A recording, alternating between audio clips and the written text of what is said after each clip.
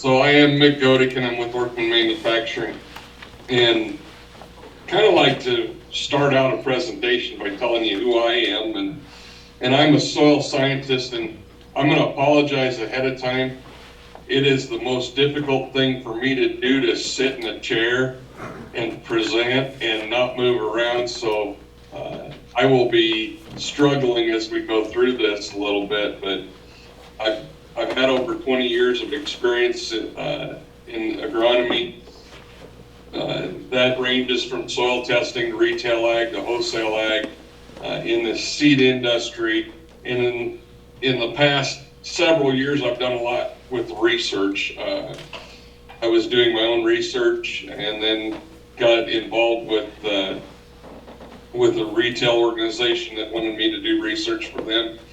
And then my predecessor, who some of you may or may not know, Mike Peterson, and I got to know each other, and he kept begging me to come to work so that he could retire. And so on Halloween he retired and handed everything off to me.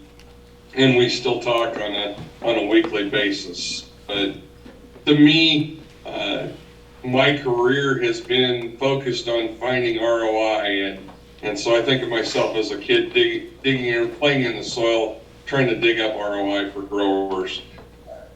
It's very important that you guys as producers can produce return on investment. To me, that's the huge thing for you guys to understand. You're not doing this just because you love to farm. Yes, many of you do love to farm, but you're doing this to be profitable, and to be profitable, you have to have return on investment for things you're doing on your farm. You know, what should you guys expect for today? Definitely want to talk about the purpose of roots, root development, some nutrient uptake things, and then how do we get more out of those roots, and what are we going to do to make that root environment better for the root itself? So what do roots do anyway? They collect nutrients, water, and anchorage. That's pretty much what roots do. I guess class is dismissed, right? You guys got this. No, not so fast, guys. It's a little more complicated than that.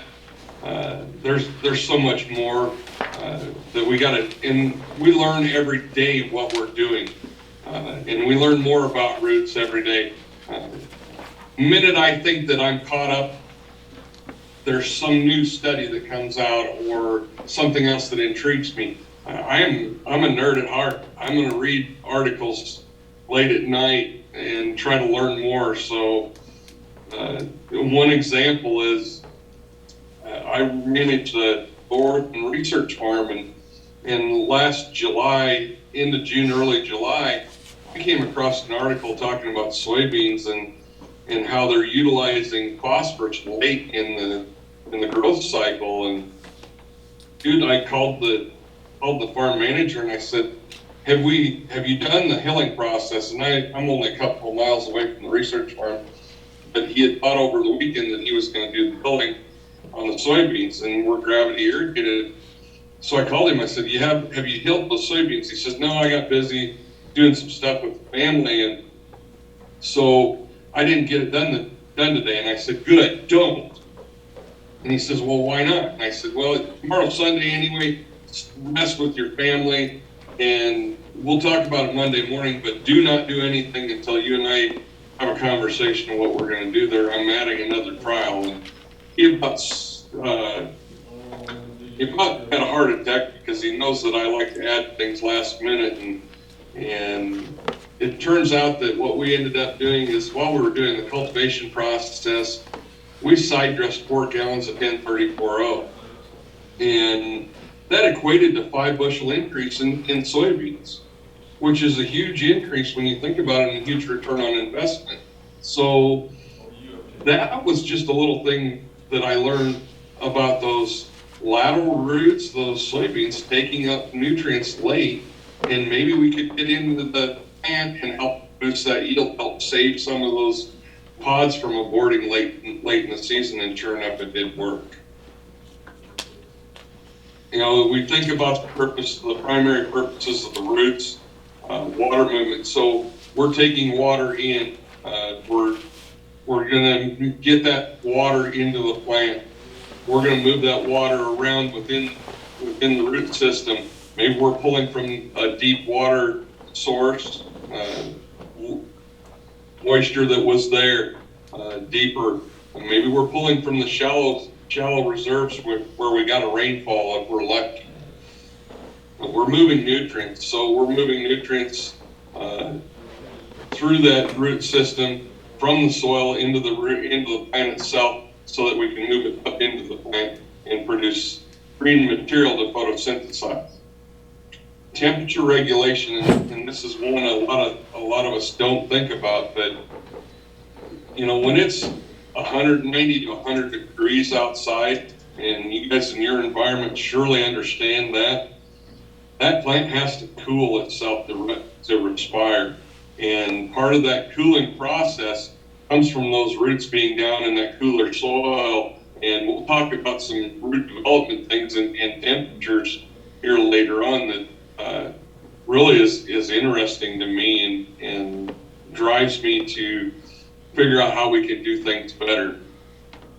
Certainly, another thing that we're doing is that we're exchanging gases within that root system, and some of those things that we're doing is the exchange of oxygen for carbon dioxide and pulling other gases in and out of the plant or out of the root structure, so that plant can respire throughout the evenings and night times when most of that respiration occurs. Those roots also create a home for microbes, and this is a topic for me. Microbial system in the soil is huge. We don't understand it like we should. If we understood the microbial system in the soil like we do the human gut or the animal gut, this would be a huge opportunity for us as producers to grow more crops. We're just learning about this, and certainly there's bugs in a jug for sale on every street corner. Everybody's got the right 5 or 25 microbes out there, and I think about this, and I think we've got to start understanding that soil microbiology a lot better. In my mind, a single species is not the answer when it comes to making things happen with soil microbes. To me, we can't isolate something from a sugarcane industry to fix nitrogen in corn production or things like that. We've got to look at high producing fields in one area and maybe go out in a geography beyond that, maybe that's a 50-mile radius, maybe it's a 100-mile radius, and use those same microbes that work in one geography, in one field, in a geography. And how big that geography is, I don't know. But we've got to learn more about that soil microbial population and how to harness that. The other primary function of a root is that's a future water channel.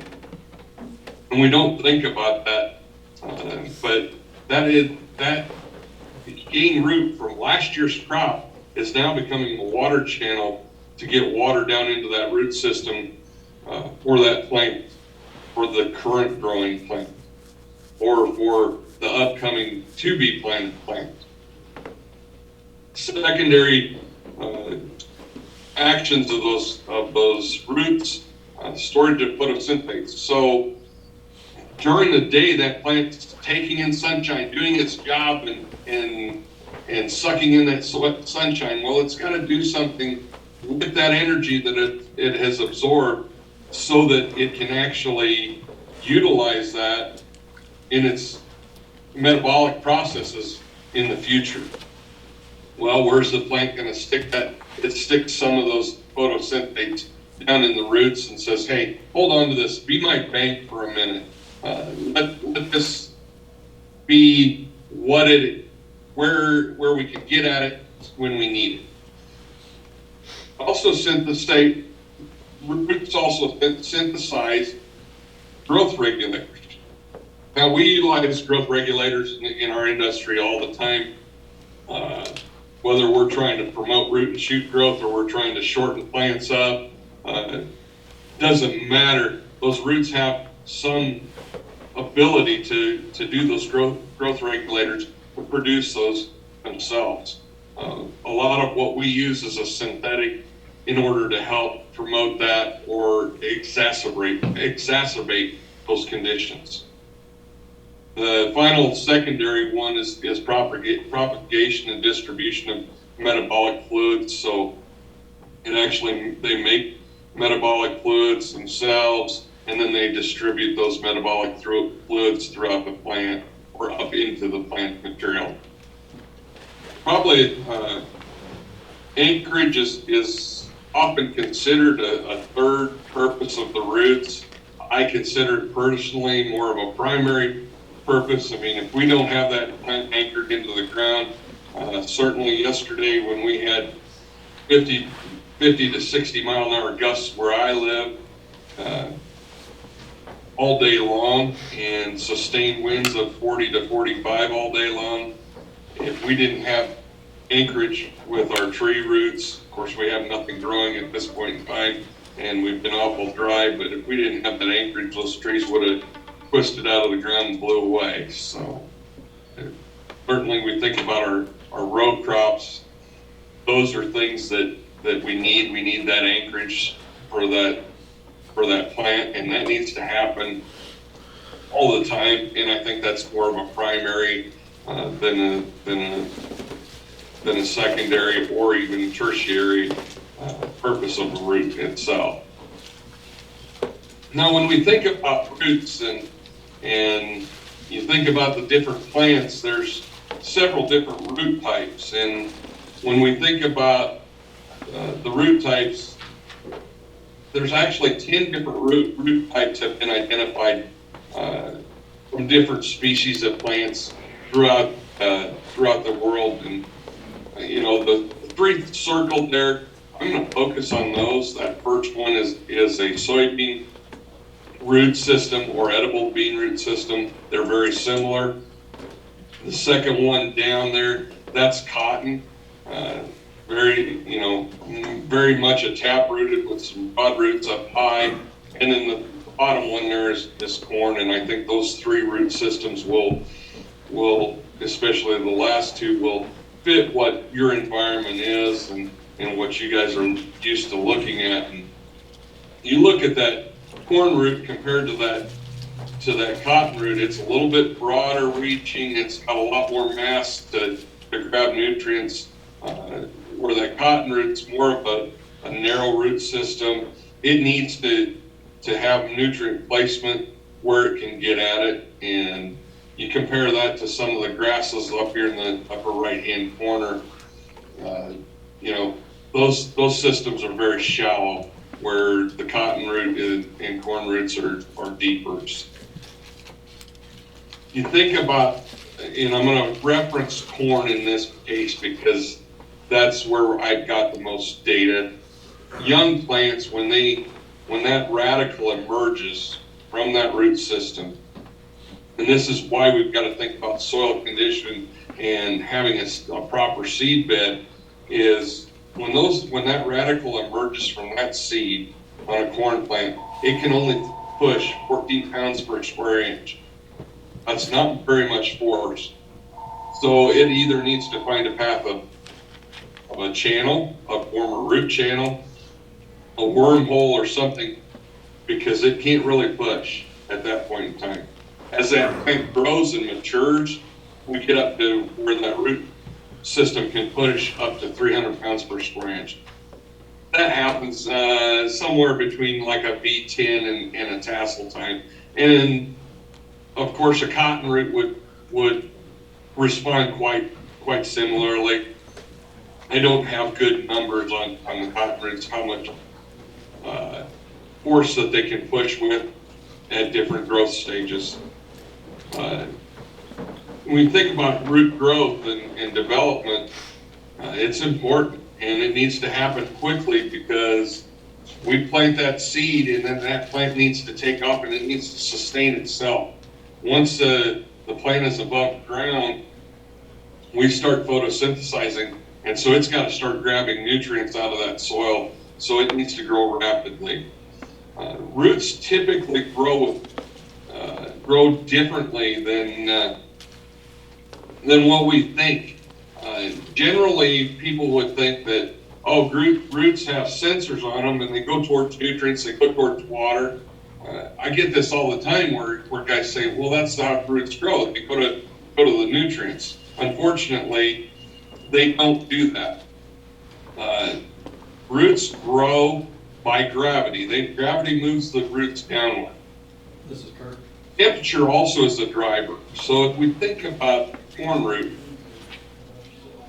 the corn root likes to grow in 53 to 66 degree temperatures. So that's why we have a magical day or a magical temperature of 50 degrees to plant corn in. Typically, by the time we plant it and then that seed germinates, we're getting close to that 53 degrees. And so you think about as that plant grows and the roots mature, gravity's pulling them down, so is temperature, because they're looking for a cooler environment. When we get out to mid-June, maybe late May, we're looking at soil temperatures increasing, especially in that top 4 inches. And we start getting to 90-degree soil temperatures in that top 1 to 2 inches, and those roots start to die because they cannot sustain the heat. So that's pushing our roots downward further, looking for cooler conditions. That'll also help that plant keep itself cool in those hotter days. You know, I said older roots, they can push up to 300 psi. They're pulling nutrients and moisture from deeper because they're looking for that cooler environment. We think about nutrient uptake and where we're at nutrient wise, and what do we do? You know, how do we get nutrients in? And there's truly defined by science as 3 mechanisms for uptake, and that's mass flow, root interception, and diffusion.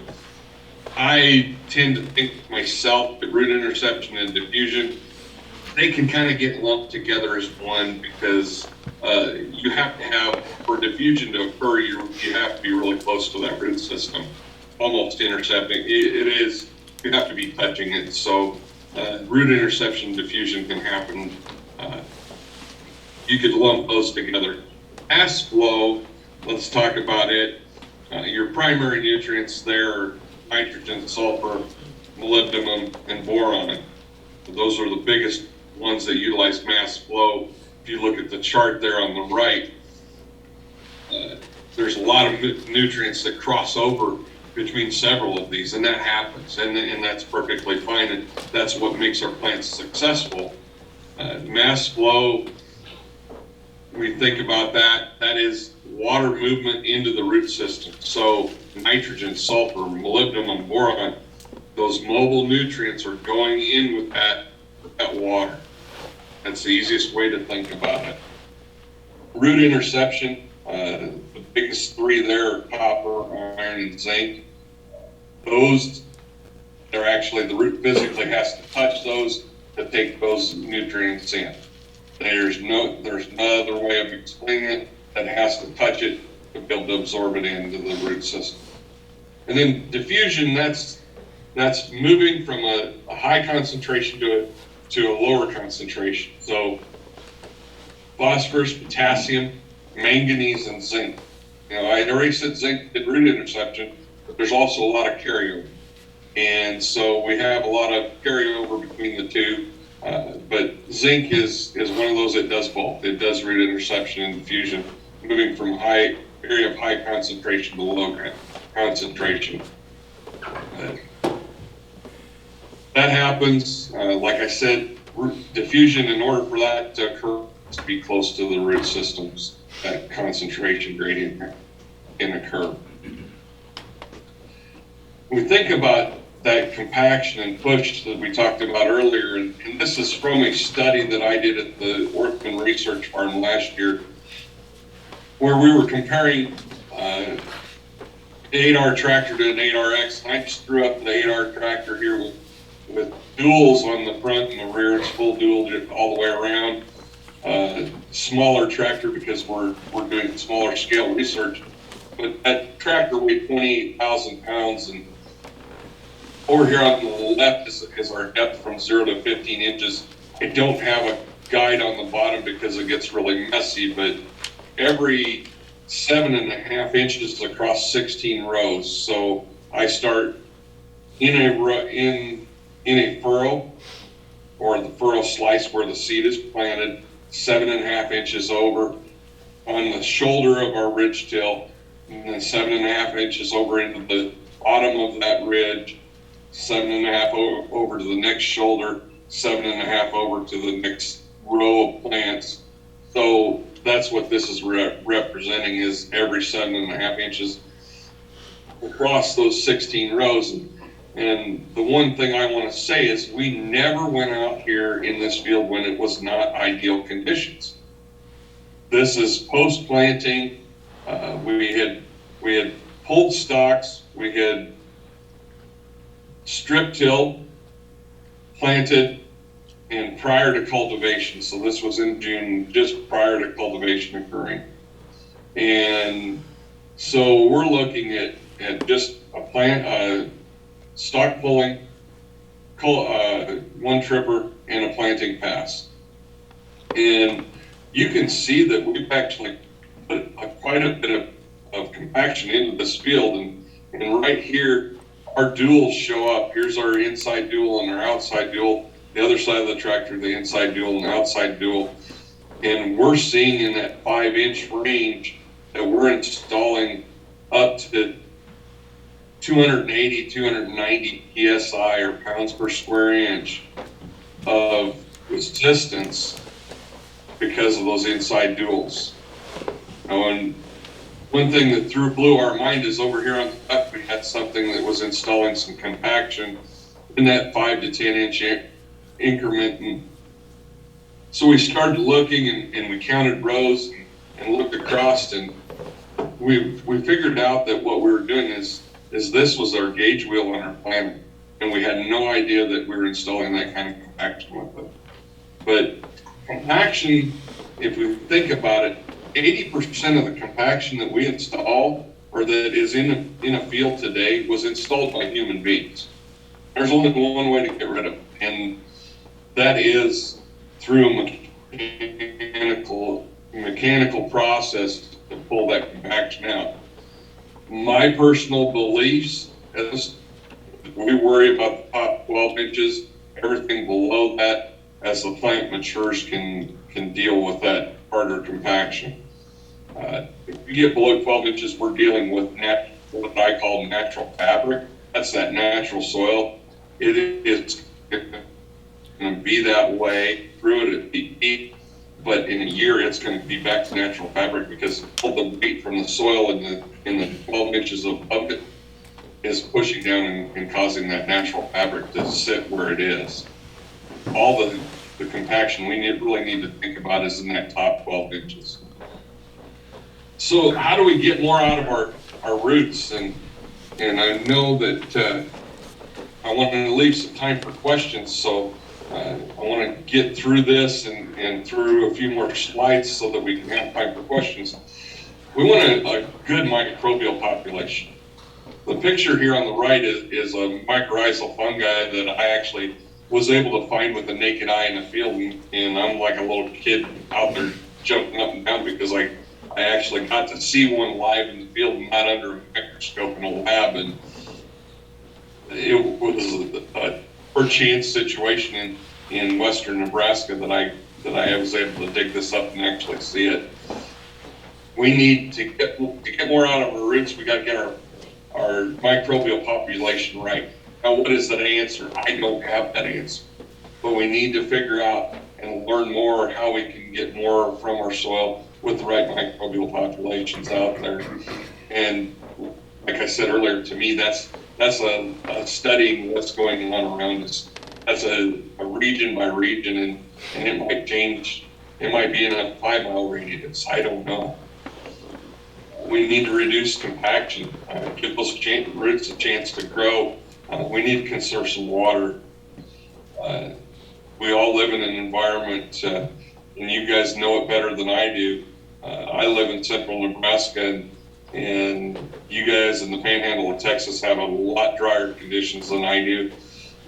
In fact, I'll tell you what, this winter or this spring, we're gonna learn what you guys go through every year because of drought that we're experiencing this winter. We need to think about nutrient placement. The more efficient that we place the nutrients, the more the roots are going to grow and proliferate around those nutrients. So if we can place those nutrients somewhere that the roots can grab them, it's a lot easier. We need to maintain a proper pH, and most of our crops like in that 6.2 to 6.7, 6.8 range. Sometimes we deal with some higher pHs. Those are difficult, but with banding liquid or dry fertilizer, we can create acidic zones that help us deal with those high pH soils. If we're dealing with low pH soils, we need to utilize lime. So those things, maintaining that proper pH or managing around a high pH works very well as far as getting more out of our roots. We look at a cotton root. I wanted to bring this one in and look at it. On the left is where we did a strip till process. These are hand drawn. You can see where we placed that nutrient right in here. We had the roots proliferate around that. Where this on the right is just a broadcast conventional till, I believe. Yeah, that's conventional till with a broadcast. And we see our roots are stretching out, looking, they're trying to find nutrients, but they haven't found anything. Where you see these roots and where the strip till, you guys can do whatever you want. I know this isn't about strip till, but this is showing you what that strip till advantage does for you as far as placing nutrients. Here's sketches of corn roots. On the left is strip till, no till. On the right, this is 45 to 50 days after emergence. This is the same hybrid. Look at what the difference did with placing nutrients where that corn plant could hit it and cause it to grow and proliferate. It really makes a difference when we place those nutrients in a great spot for those plants to get. Soybeans, got to remember how I had this one. Strip till is on the right, no till is on the left. The soybeans, to me, make a perfect crop to strip till. You can tell in our environment about 35 to 40 days after planting which ones are strip tilled and which ones are not, just by driving down the road. Certainly those roots proliferate and grow, and they really tend to having healthy roots produces more healthy above ground plant. If that makes any sense. We see that the healthiest rooted plants have less disease, less stresses throughout the season. So being able to produce quality roots is the first step to producing quality crops. One last slide here. This is actually two pictures from long-term soil temperature studies. We think about what can compaction do to soil temperatures, and you guys know as producers that soil temperatures is very important as far as getting plant to emerge early on. We talked earlier about those roots being important as far as keeping temperatures regulated throughout the growing season so that the upper roots don't die off and they can still find cooler soils underneath them. So having good soil temperatures is very important. If we look at the soil temperature graph on the left where it's conventional till, we've got soil temperatures bouncing around going all different directions.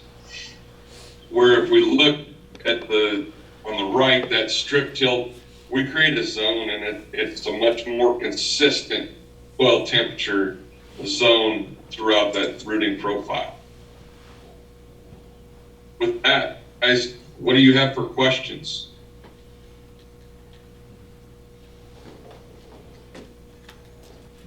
Okay, questions, guys?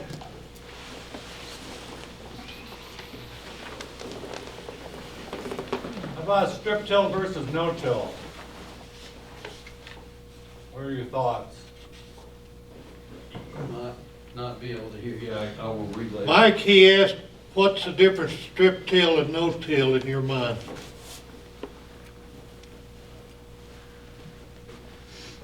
Can you repeat the question? The question was, talk about the difference between strip till and no till. So no-till is great.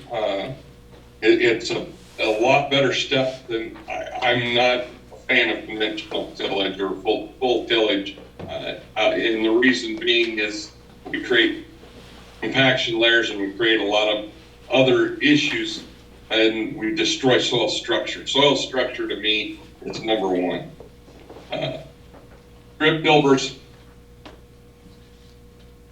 no-till. The one thing I like about strip till better than no-till is I get precision placement of my nutrients in strip till. I can get that nutrient placed. I love to place that nutrient 6 to 8 inches below seed, right where the plant root is gonna run and proliferate. A broadcasting system. It's great. It's what we've done for a lot of years. It's a good way to put out nutrients. It's not a great way to put out nutrients. It's not an efficient way. If I take and scatter prills across the field, how do I know that I'm going to get it? With strip till, we tend not to see the stratification of nutrients that we get in no-till. But no-till, and we can still build soil structure even with a shank going in the ground. As long as we keep it a straight shank and not a parabolic shank, we're not rolling and tumbling and killing our soil structure. Does that answer your question? Sounds good. He said it sounded good. Hey, Mick, you might just go ahead and go to your share screen. It seems like you stream a little smoother. Okay.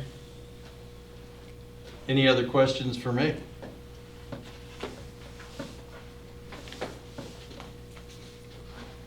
Did I hear him correctly when he said that root won't go find what it needs on the nutrient? Yeah. Okay, so roots don't have sensors on them. You know, when we get hungry, we have sensors that say our smell, we can smell things and we can say, or our eyes, we can go look for something to eat. Roots don't have those sensors. Roots are growing at a path of least resistance. So roots are not sensing nutrients there. They will not chase nutrients. They do not chase water. They're moving by gravity and temperature to move throughout the soil profile and by path of least resistance. What about in-furrow fertilizer versus 2x2? So you're talking in-furrow starter versus 2x2. Today we are blessed in this industry to have a low salt starters.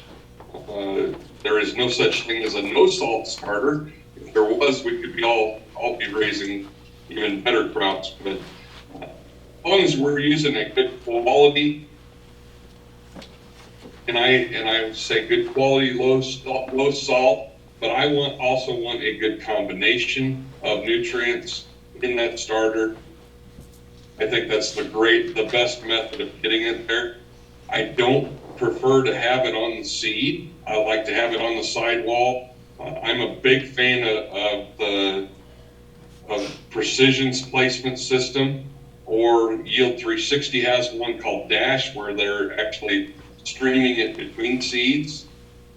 If we can see results with that, I lost Yield 360's name, or Precision's name for theirs, but their furrow jet system, so they're actually putting it out to the side of the seed. That is a good system to do. It's right there where the roots need it.